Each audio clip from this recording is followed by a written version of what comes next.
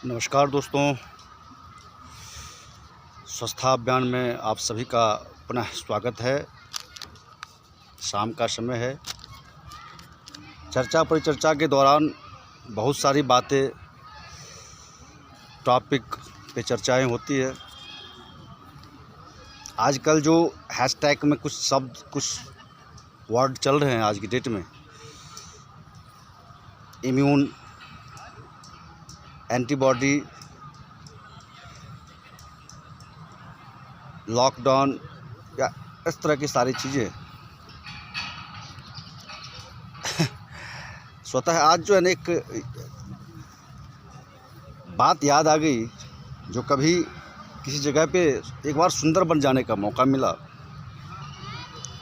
जो ब्रह्मपुत्र, गंगा और मेघना नदी के बीच में स्थित है, डेल्टा क्षेत्र होता है, जहाँ कुछ ऐसी जीव और कुछ प्रजाति को देखा गया जिसमें स्वतः एंटीबॉडी बनाने की कैपेसिटी होती है। आपके आसपास, आपके इर्द गिर्द बटरफ्लाई होते हैं, उसमें एक टाइगर बटरफ्लाई होता है। टाइगर बटरफ्लाई आप अपने आसपास देखेंगे तो दिख जाएगा, गर्मियों के महीने में खास करके। उस बटरफ्लाई की जो खासियत होती है, बटरफ्लाई लार्वा दे के जाने के बाद उसे अपने ऊपर छोड़ देती है। वो प्रकृति और ईश्वर के सहारे सर्वाइव करता है और लास्ट में जब वो लार्वा से टाइगर बटरफ्लाई बनने की तरफ चलता है, तितली बनने की तरफ चलता है, तो उसे बहुत संघर्षों का सामना करना पड़ता है। उसे जंगलों में बटरफ्लाई उस पौधे पे लार्वा देती है जो टॉक्सिन जिसके अंदर होता है, और उस टॉक्सिन वाले पत्ते पे लार्वा तो बन जाता है, क्योंकि बटरफ्लाई अपने अंदाज में देती है, उसका भी मैं बताऊंगा। और फिर जब लार्वा वहाँ से तितली के कर्म में चलती है बटरफ्लाई बनने को, तो उसे तो भोजन चाहिए, डाइट चाहिए। उस डाइट में उसी पत्ते को खाना पड़ेगा। उसे उस पत्ते से निकल के किसी और पत्ते पे जाके वो भोजन करने के लिए उस पे अपने मुंह को फैलाता है। मैं उसे पता है उस लार्वा को कि इसमें टॉक्सिन है, जहर है, मैं मृत्यु की गोद में चला जाऊंगा।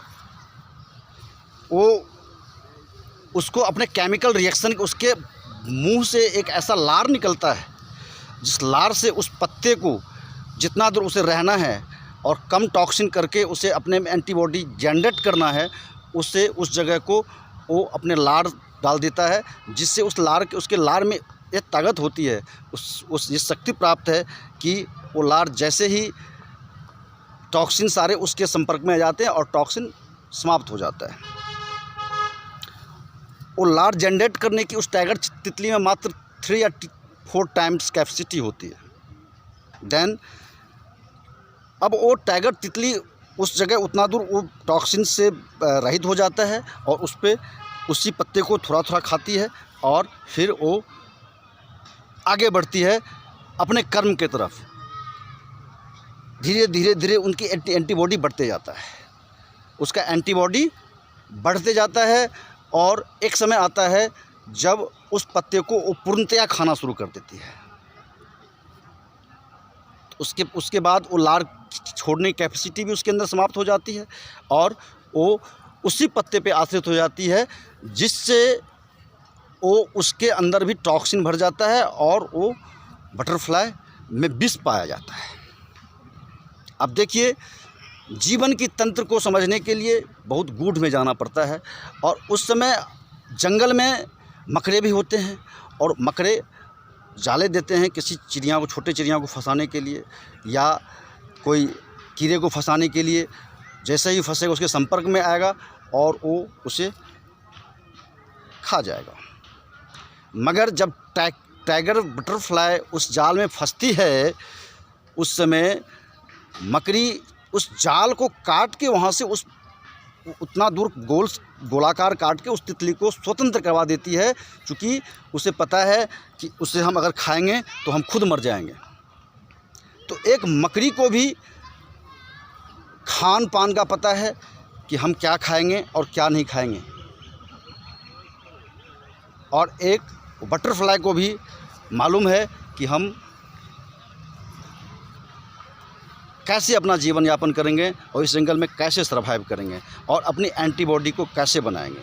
तो एंटीबॉडी यही होता है कि आप अपने शरीर में उसके अगेंस्ट जो है सो उसको झेलने की कैपेसिटी जनरेट कर लेते हैं, जो आपको, जिसे आप एंटीबॉडी करते हैं।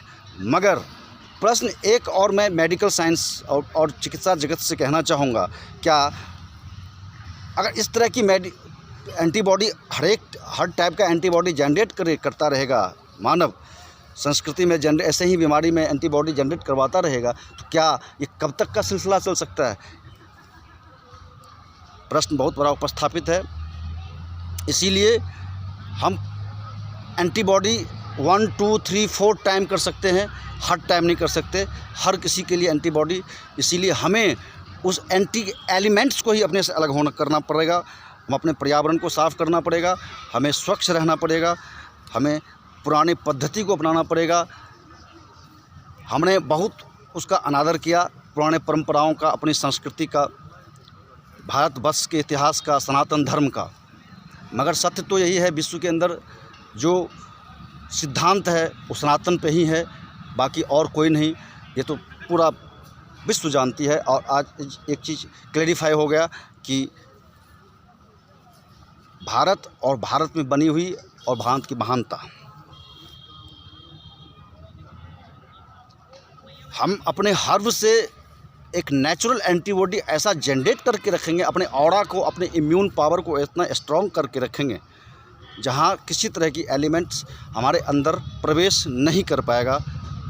हम अपने जो 10 दरवाजे हैं उसके कमांडर्स को ऐसे बना के रखेंगे कि हमारे दरवाजे से अंदर कोई नहीं आ पाएगा। हम अपने मेटाबॉलिज्म को ऑर्डर में रखेंगे, डिसऑर्डर नहीं होने देंगे। हम क्या खाएं, कहाँ खाएं, कैसे खाएं, इस पे ध्यान देना पड़ेगा। हमें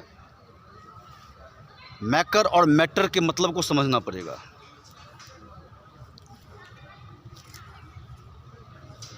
बनने वाला भी ईश्वर होना चाहिए, बनाने वाला भी ईश्वर होना चाहिए। जीवन के मैथमेटिक्स को बनाने के लिए जो सूत्र प्रकृति ने दिया है उस पे चलने पे सुख की प्राप्ति होती है, और उसी सूत्र से अलग होने पे दुख की प्राप्ति होती है। फ़र्क सिर्फ मन और सोच के बीच में होता है।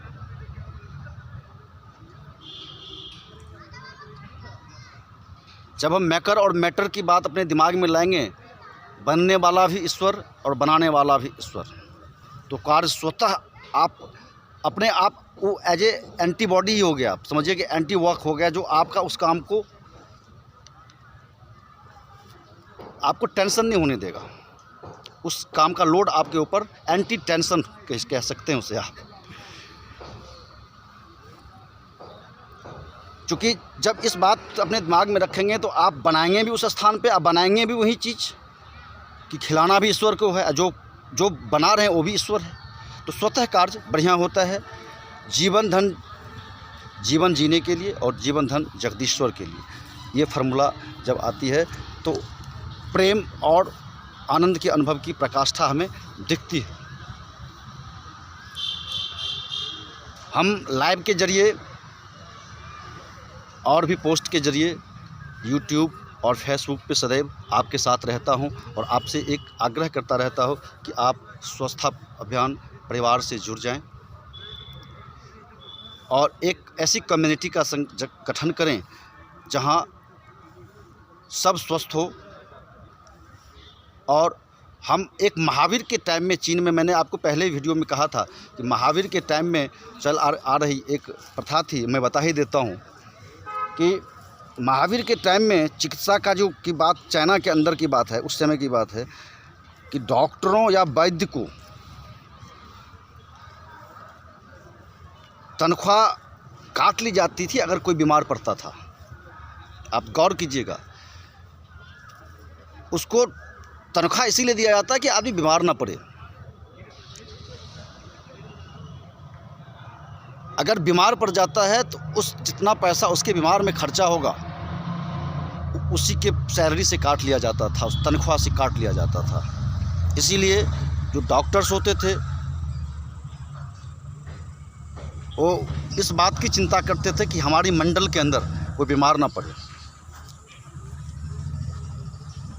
वो समय समय पे जाके पहले तो उस हर एक परिवार में चेकअप करता था किसका बीपी कितना है। अब उस टाइम तो नर भी देखा जाता था, नारियां देखने की प्रथा थी, और नारियां देख के जो है सो नारी, और जो वैद्य होते थे वो जितना चीज़ आला में नहीं पता चलता है आज के डॉक्टर को, उससे कहीं चीज़ें उन्हें अपने हाथ के तंत्र से पता चल जाता था, नाड़ियों से पता चल जाता था कि पेशेंट किस बीमारी का में सफ़र कर रहा है, बीमारी क्या उसके किस दोष से उत्पन्न हुआ है, कब से हुआ है, कि पित्त से हुआ है कि वात से हुआ है, उसमें हम किस रस का संयोजन को कम करें या ज़्यादा करें जिससे विकृति ख़त्म होगा, मतलब किस मेटल के डिसऑर्डर से हुआ है शरीर के अंदर। ये सारी चीज़ें वैद्य जानकारी लेते थे, जिससे आदमी पहले बीमार नहीं होता करता था और डॉक्टर का मीनिंग होता था, वैद्य का मीनिंग होता था। मगर आज डॉक्टर तब काम करते हैं जब कोई बीमार हो जाता है और जब मरने के स्टेज पे होता है। तो सिस्टम को बदलने की ज़रूरत है और जानने की ज़रूरत है कि एक वैद्य और डॉक्टर का क्या रोल होना चाहिए, वो कब काम करना चाहिए, उसका भी मंडल होना चाहिए, क्षेत्र हो, और सदैव आदमी के संपर्क में रहे।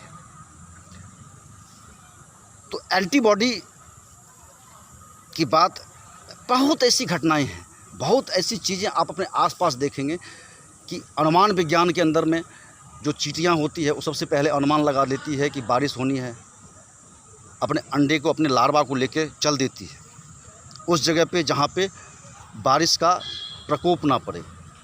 चिड़ियाँ अंडा देने का समय है, घोंसला बनाएगी, बरसात आने वाली है, आदमी पहले अनुमान लगाते थे। सूरज की दिशा और दशा देख के समय, घंटा और मिनट का ब्यौरा ले लिया करते थे। मगर वो चीज़ हमने यंत्र के हाथ में छोड़ दिया और हम एंटीबॉडी के पीछे पड़े हुए हैं। एंटीबॉडी कितना बना लेंगे आप? आपको तो एक परमानेंट एंटीबॉडी शरीर के अंदर जनरेट करना चाहिए, आपके वातावरण में, आपके पर्यावरण में और आपके शरीर के अंदर, जहाँ पे जो 5 एलिमेंट्स जो पूरे जितने विस्तार रूप में हैं, जो पंच प्रकृति है जितनी विस्तार रूप में है, जो आपकी पंच प्रकृति है, उसमें दोनों में कम्युनिकेशन करके आपको जीना ही पड़ेगा। अगर नहीं जीते हैं आप तो यही मिलेगा जो आज आपको मिल रहा है। आपको प्रकृति से प्रेम करना ही पड़ेगा, आपको अपने शरीर की प्रकृति को उस प्रकृति से जोड़ना ही पड़ेगा। स्वस्थता अभियान में योग साधना के साथ के समन्वय में और न्यूट्रिशन डाइट के संदर्भ में सारी चर्चाएं होती रहती है। आप हमसे संपर्क में फेसबुक पे रह सकते हैं, यूट्यूब पे रह सकते हैं। स्वस्थता अभियान के नाम से आप सर्च करें, आप लाइक, शेयर और सब्सक्राइब भी कर सकते हैं। दोस्तों, जितने भी ग्लैंड्स हैं शरीर के अंदर